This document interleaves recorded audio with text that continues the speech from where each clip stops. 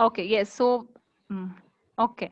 So as you have seen here, V.S. Suktankar was the person who came up with this the critical edition of Mahabharata, and you will be surprised to know that it was like 47 years of real hard work which they had put in for knowing about different versions of Mahabharata, and mainly the Sanskrit manuscript, and there were many more verses which were written related to Mahabharata which were taken in, and then from different regions, all the say versions of Mahabharata all over India in different regions and languages were considered, and then Suktankar came up with a critical edition of it.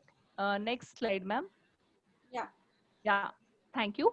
There were several common elements. जो common चीजें मिली उन सबको जोड़कर V S सुक्टंकर जी ने जो ये critical edition था वो publish किया. As you can see here, he is V S Suktankar, the Sanskritist or a historian or the scholar. And regional variations को साइड में रखते हुए उन्होंने ये क्रिटिकल एडिशन बनाया, लेकिन रीजनल वेरिएशंस को भी उन्होंने अपने फुटनोट्स और अपेंडिसेस, अगर आपने कोई बुक्स पढ़ी होंगी रेफरेंस बुक्स, तो उसमें एंड में या पेजेस के लास्ट में फुटनोट्स लिखे होते हैं जिसमें एक्स्ट्रा इन्फॉर्मेशन दी होती है. सो दे वर added up. So this is about a little about B.S. Suktankar. Because of him, we are studying it as a source of social history. Next, ma'am. Okay, so this is your main 8 mark question which comes in exam, and for that you should know that from Mahabharata we get to know उधर रहना about बोला ना. different say points of social history like kinship and patrilineal, types of marriages and gotra system. Then we'll study about varna and jati. Then class and caste are two different things. You have to remember that. So class is more related to status and resources. Then the social integration, social conflict, social subordination, and ultimately position of women. As it is said that if you want to judge or see how the social status of country is, you should see the position of women there. So this is what we are going to study today. So let us see the first point, that is kinship. Okay, so kinship, आपने kith and kin word सुना होगा, मतलब रिश्तेदार, family members. So mostly it is about family ties. And remember, don't get confused with this. यहाँ पे अगर एक G लग जाएगा KIN के बाद, तो it becomes kingship, that is राजशाही. ये kinship है. So family ties, that is blood relations, and relationship with cousins. Okay. जैसे कि कभी कभी हम कहते हैं कि ये मेरा रियल भाई है, सगा भाई है, और वो मेरे दूर का भाई है. दूर का भाई यानी चाचा का या मामा का या like that. So cousins. Then comes a concept, जब हम फैमिली की बात करते हैं तो there is one more concept कि जो फैमिली की प्रॉपर्टी है या जो डिसेंट, वंशावली जिसको हम बोलते हैं, या फैमिली ट्री आपने पढ़ा होगा. तो पैट्रिलिनी वर्ड आता है पितृ वर्ड से, पैट्र वर्ड से, which is related to father. So when you trace the descent from father to son and grandson and so on, it's called patrilineal. तो patrilineal system जैसे इंडिया में मोस्टली है, son could claim the resources of the father after his death. And यहाँ पे exception है एक प्रभावती गुप्ता, जो कि से चंद्रगुप्ता सेकंड की बेटी थी. एंड इट इज आपने सुना होगा कि वो वाकाटका किंग से उनकी शादी हुई थी. एंड लैंड ग्रांट से रिलेटेड चैप्टर 2 में आपने पढ़ा था, प्रभावती गुप्ता ने दांगुना विलेज अग्रहारा रूप में दिया हुआ था. सो प्रभावती गुप्ता एक ऐसी लेडी है एंशिएंट इंडिया में जो कि रॉयल डॉटर होने के कारण शायद रिसोर्सेज या फादर की प्रॉपर्टी उसके पास आती है. Next is matriliny. Matriliny is tracing descent from father to daughter to granddaughter, and this system you can see in Kerala especially, or else matrilineal system ज्यादा वहां पे नजर नहीं आता है. Next is marriages. मैरिजेस के जो 4 main types हैं उसमें आता है एंडोगैमी. जैसे आप लोगों ने एंडोजेनिक फोर्सेस और एक्सोजेनिक फोर्सेस पढ़े हैं ज्योग्राफी में.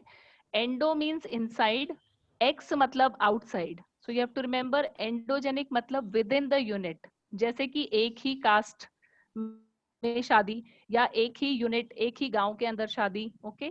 Exogamy is marriages outside the unit, that is में बिटवीन पीपल ऑफ टू गोत्रास. हम आगे गोत्रा सिस्टम पढ़ने वाले हैं. 2 अलग अलग यूनिट्स के बीच में अगर शादी है यानी एक एक्स गांव का और एक वाई गांव की लड़की से अगर शादी हो रही है, so it's exogamy. या कास्ट वाइज भी intercaste marriage can be called exogamy. And polygyny, ये बहुत ही कॉमन था इंडिया में पहले से, एंशिएंट टाइम से. One man having several wives, जैसे आपने सुना हुआ है कि दशरथ राजा की 3 वाइफ्स थी, लाइक दैट. यहाँ पे एग्जांपल है given Krishna because it is example from Mahabharata. Then polyandry is a new thing which comes in Mahabharata. One woman having several husbands.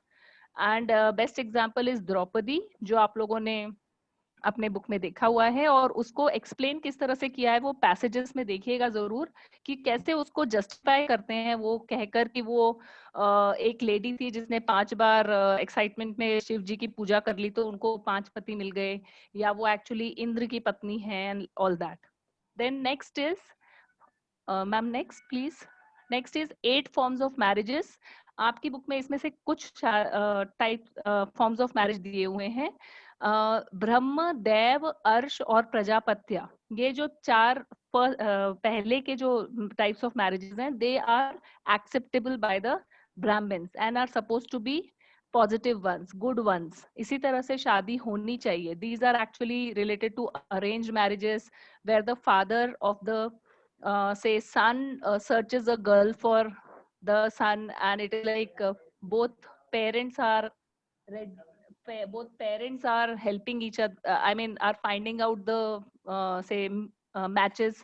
So Match. here it is, the match, yes. So this is what is say acceptable marriages in the society, but the last 4 are the bad ones. Bad ones मतलब जैसे गंधर्व विवाह आपने सुना होगा कि पृथ्वीराज चौहान ने संयोगिता को से वहां से किडनैप भी एक तरह से करके और लेके गए थे. सो sort of love marriage, yeah, without the consent of the parents and all that is called supposed to be say unacceptable to the society.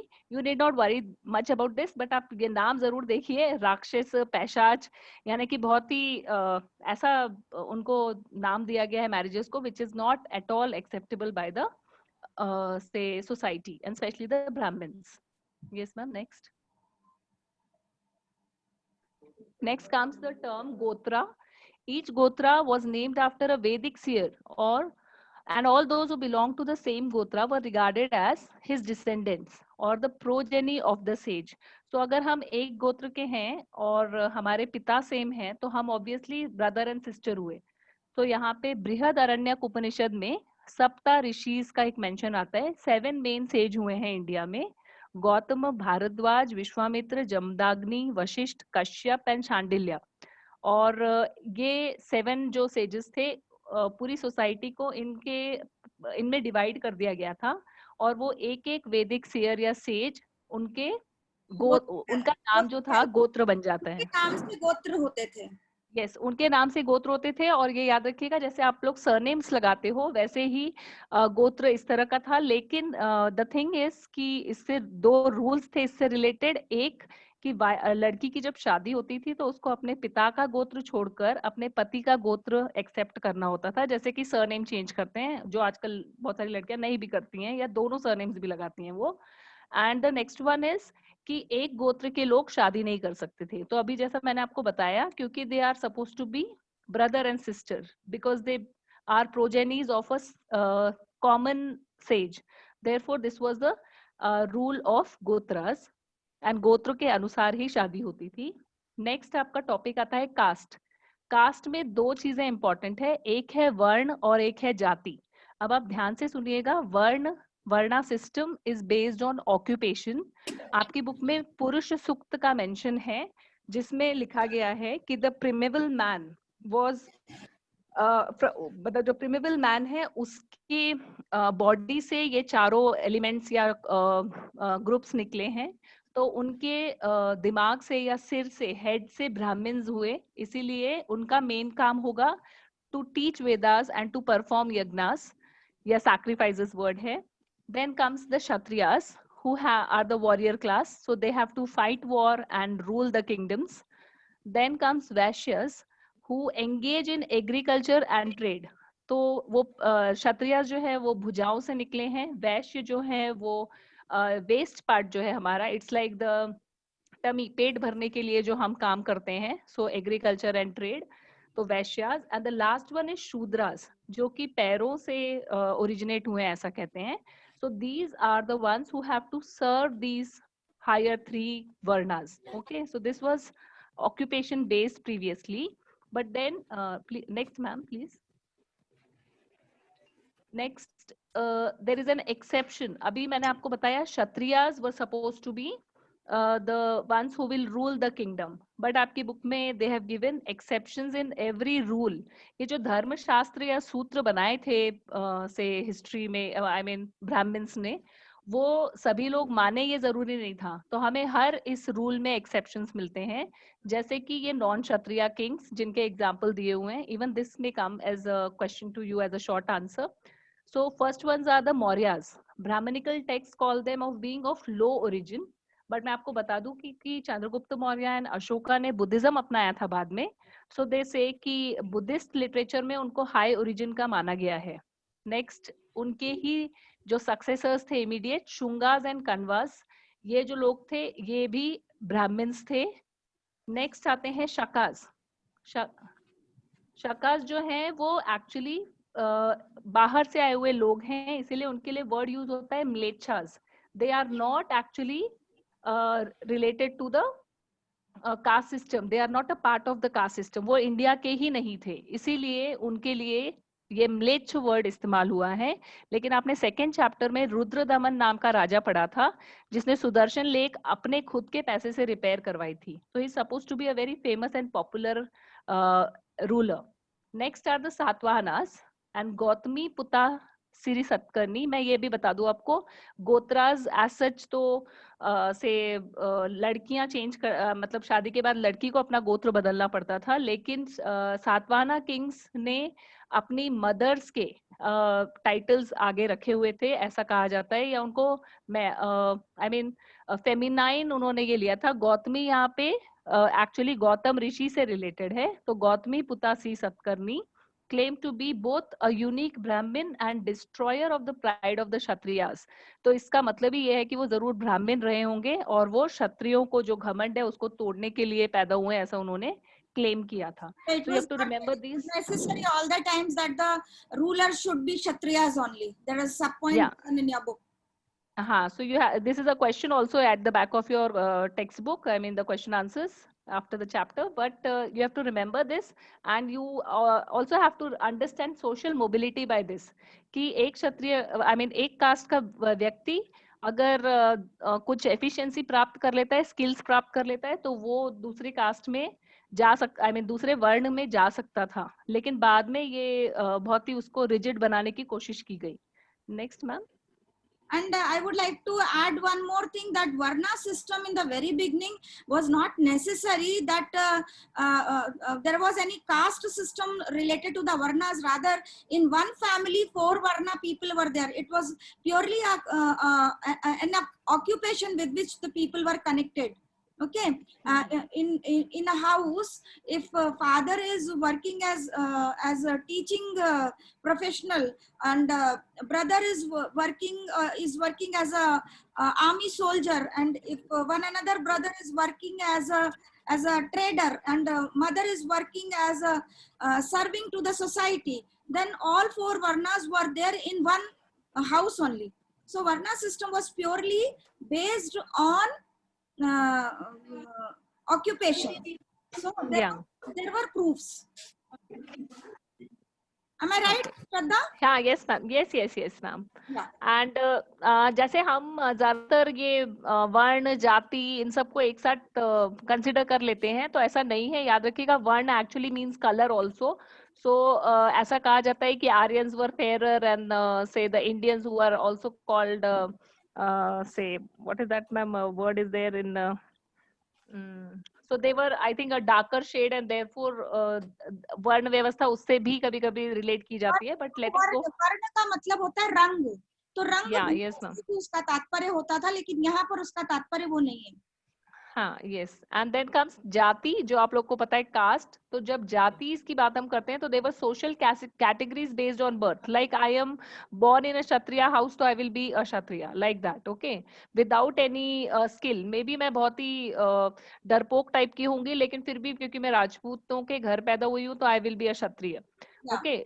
No restrictions on its number, unlike 4 varnas. वर्ण फिक्स थे, लेकिन जातियां बहुत सारी और कई उपजातियां भी आई हैं। जैसे मैंने यहाँ लिखा है new groups like Nishads. Nishads are the people living in forest, that is the tribal people. Then Suvarnakaras are the goldsmiths, okay.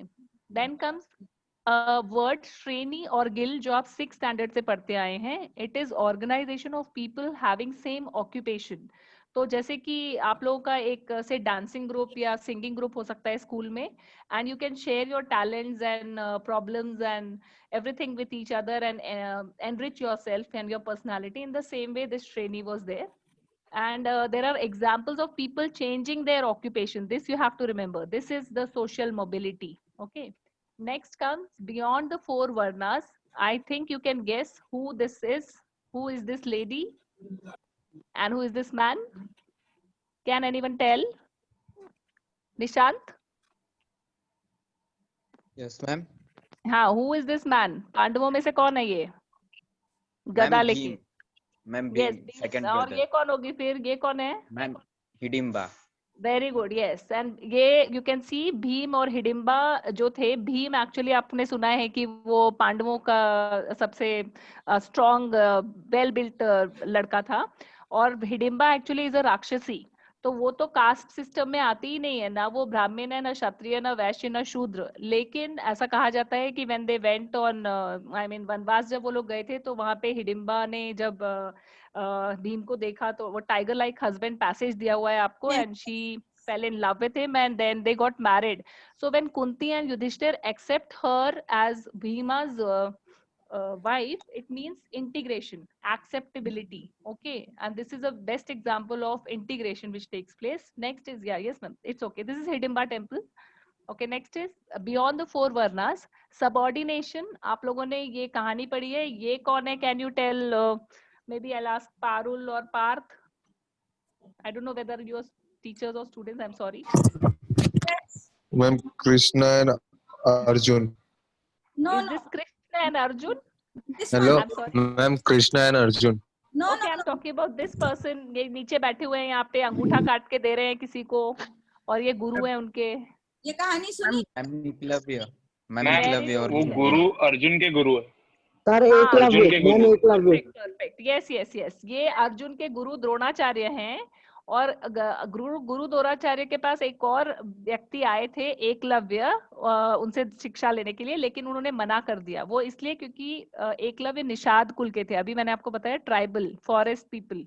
So therefore he said कि हमारे वेदों के अनुसार मैं आपको शिक्षा नहीं दे सकता हूँ। और तब उन्होंने एक मूर्ति बनाई, और एकलव्य ने बहुत अच्छा आर्चरी सीखा, और वो अर्जुन से भी बेटर थे। लेकिन क्योंकि वो ऑलरेडी बोल चुके थे कि मैं आपको नहीं शिक्षा दे सकता हूँ, और वो द्रोणाचार्य डिक्लेयर कर चुके थे कि Arjuna is the best archer, तो इसीलिए they were acceptable. I mean Dronacharya is suppose to be have, I mean, subordinated, or in a way in a way, he tried to, I mean, उन्होंने एक तरह से भेदभाव किया।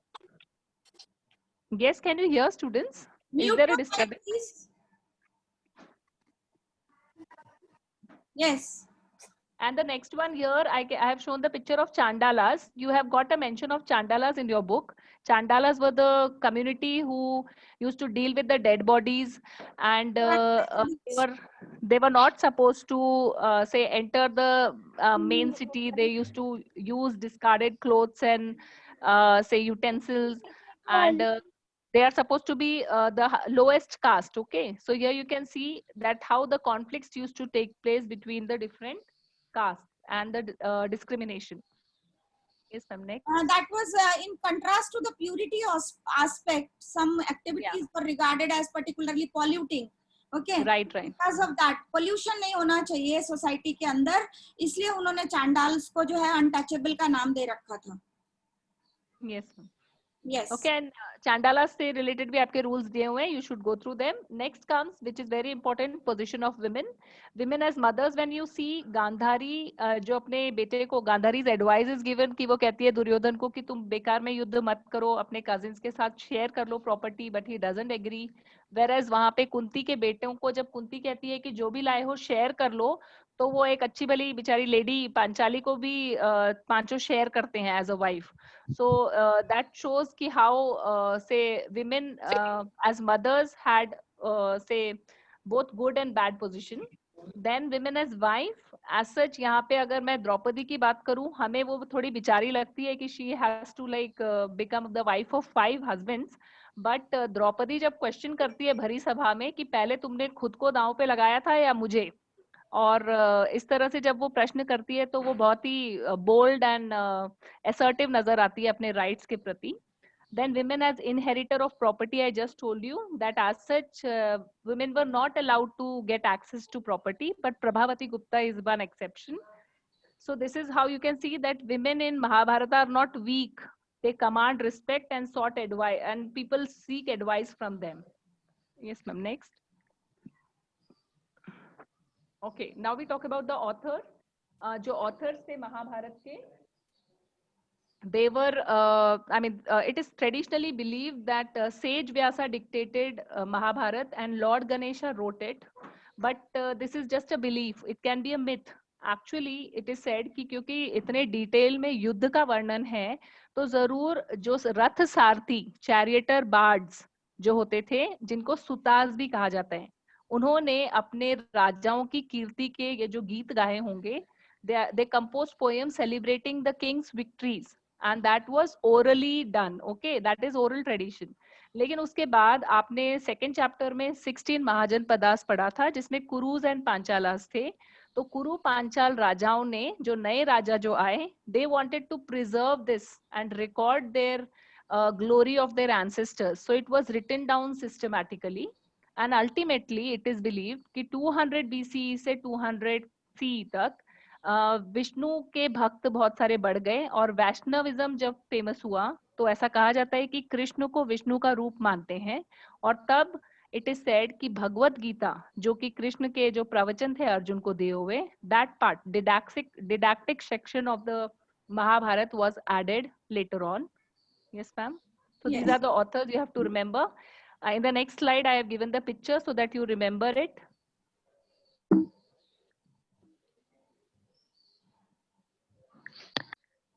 हाँ, here you can see Sage Vyasa and Ganpati. यहाँ पे ये चैरियटर बार्ड्स दिख रहे होंगे आपको.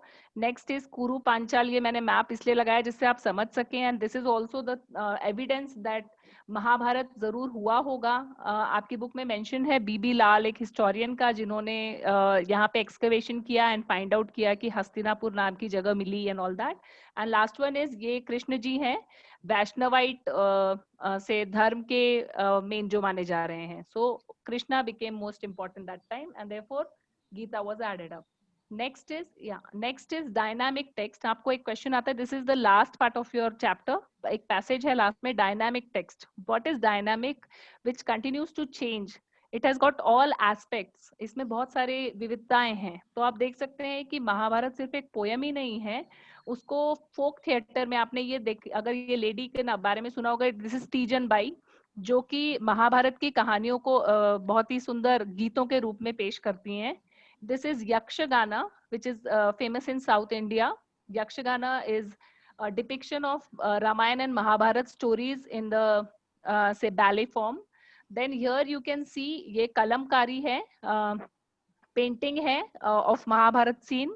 Here you can see sculptures. And ये बीच में सेंटर में आपको नजर आ रहे होंगे, ये बहुत सारे तीर हैं, और तीर के बीच में ये कौन होंगे?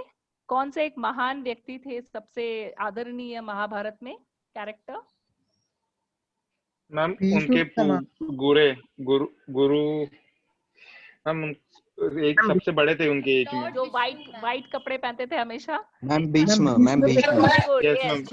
Bhishma Pitamah. Pitama Yes, Bhishma. you can see. Very good. So this is the picture of Bhishma. I mean the depiction of it in the sculptures. तो बहुत सारे temples में we get stories of Mahabharata, and ultimately I have put this deliberately. ये एकदम latest है, देवदत्त पट्टनायक, एक new, आपके शायद आप लोगों को अगर पसंद हो historical novels, so this is a person who has come up with a new version of Mahabharata. So this is the dynamic text, and you know कि बहुत सारे serials बने इस पर and movies बने, so this is about dynamic text. Next is languages and content. We have got it in different languages, and आपको ये याद रखना है dynamic text में कि it is not just a story, it is narrative story plus didactic version which was Bhagavad Gita, which was added up later on.